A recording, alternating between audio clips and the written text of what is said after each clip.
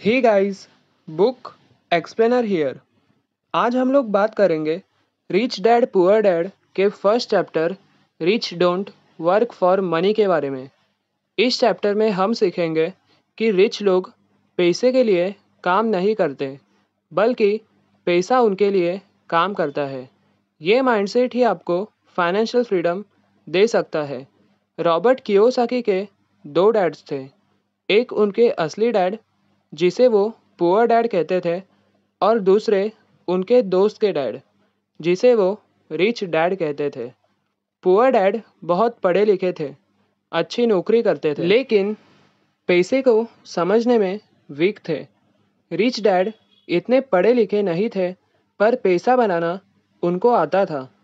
एक दिन छोटे रॉबर्ट ने पुअर डैड से पूछा, पापा, मैं अमीर कैसे बनूं? पुअर डैड ने कहा, बेटा, पढ़ाई करो, अच्छा जॉब करो, मेहनत करो। लेकिन रिच डैड ने कहा, बेटे, अगर तुम पैसे के लिए काम करते रहोगे तो कभी अमीर नहीं बनोगे। रिच डैड ने रॉबर्ट को एक जनरल स्टोर में जॉब दी, सिर्फ 10 सेंट्स पर आवर। रॉबर्ट ने सोचा, इतना कम पैसा, ये काम करना बेकार है। लेकिन रिच डैड ने कहा, ये जॉब पैसा कमाने के लिए नहीं, सिखाने के लिए है। पैसा कैसे काम करता है, ये समझने के लिए। रॉबर्ट ने सीखा कि पैसा कमाने के पीछे की सोच बहुत इम्पोर्टेंट है। जो लोग सिर्फ सैलरी के पीछे भागते हैं, वो कभी फाइनेंशियल फ्रीडम नहीं पाते। पुअर डैड सोचते थे कि डिग्री लो, जॉब लो और सेविंग करो। रिच डैड कहते थे कि फाइनेंशियल एजुकेशन लेना सबसे ज़रूरी है। रिच डैड का फंडा, अगर तुम पैसे के लिए काम करोगे तो ज़िंदगी भर पैसे के लिए काम करते रहोगे। लेकिन अगर पैसा तुम्हारे लिए काम करे तो तुम फाइनेंशियली फ्री हो। रॉबर्ट ने सीखा कि असेट्स खरीदने चाहिए, लाइबिलिटीज़ नहीं। असेट्स ऐसे चीज़ें होती है जो आपके पॉकेट में पैसा डालती है, जैसे रेंटल प्रॉपर्टी, स्टॉक्स, बिजनेस। ये माइंडसेट आपको रैट रेस से बाहर निकालता है। आज भी बहुत लोग सिर्फ जॉब करते हैं, सैलरी पे डिपेंडेंट है और पैसा खर्च करते हैं विदाउट थिंकिंग। लेकिन अगर आप अपनी सैलरी का एक छोटा हिस्सा side business, stocks, mutual funds या छोटी इन्वेस्टमेंट में लगाओ, तो पैसा धीरे धीरे आपके लिए काम करने लगता है।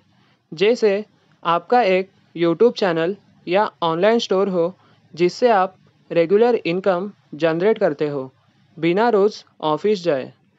लोग अक्सर सोचते हैं कि जॉब सिक्योर है और सैलरी ज़्यादा मिले तो लाइफ सेट है। ये गलत सोच है। सैलरी बढ़ने से एक्सपेंसेस भी बढ़ते हैं, और जब तक आप पैसा इन्वेस्ट नहीं करते, आप फाइनेंशियली डिपेंडेंट रहोगे।